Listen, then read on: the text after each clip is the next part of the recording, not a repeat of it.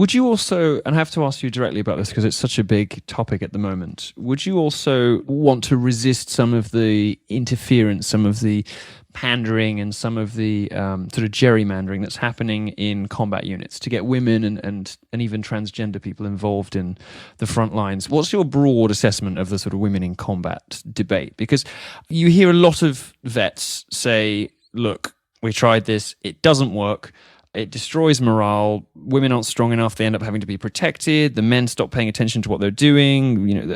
There's so many negative outcomes here, and it's being foisted on us by generals who've never seen combat or haven't done for 30 years. And standards are either being overlooked or lowered to get people in the field to effectively put the whole unit at risk. What's your view on that? And people will say, if I just give my opinion, they say, well, you're a guy and you're a misogynist or whatever. And then I'd say, okay, look at the science.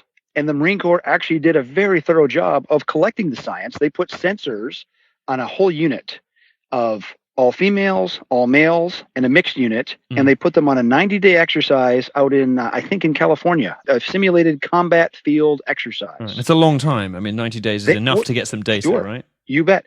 And so they measured heart rate, movement, how much they carried, an artillery shell, a backpack, climbing up a hill, whatever. And they found significant unit underperformance compared to the all-male unit. If we have a Marine Corps that is there to wage war and win and not worry about everyone feeling good about the outcome because they might have been excluded because they just weren't strong enough, as a society, we have to really debate that. Do we want an effective military or do we want a politically happy, correct one? From my point of view, there's also a sort of moral and social question here. I mean, it strikes me, you may have a different view on this, but it just strikes me as intrinsically horrifying. What kind of society we have turned ourselves into where we expect our women to, to come on the front lines. We're sending a message that we think that women, that we ought to hold on a pedestal and provide for and protect and worship and love. We're throwing them into combat. I mean, correct. Is chivalry that dead? Really? I mean, I don't know whether it's just me. I'm glad you think so too, but so many people said, this in the age of rigidly enforced gender equality, when people get upset about door holding and all sorts of ridiculous things like that, the idea that we would send a message that we're perfectly happy hurling women onto the front line strikes me as slightly appalling. When you look at the thousands of wounded vets that have come back from Iraq, Afghanistan, the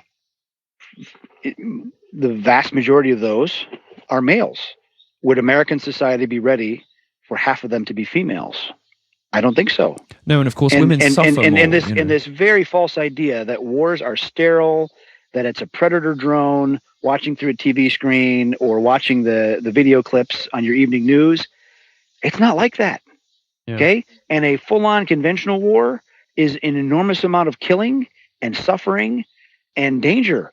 And again, the sad thing is, the lame politicians that make those decisions, it's not their daughters that they're sending anyway.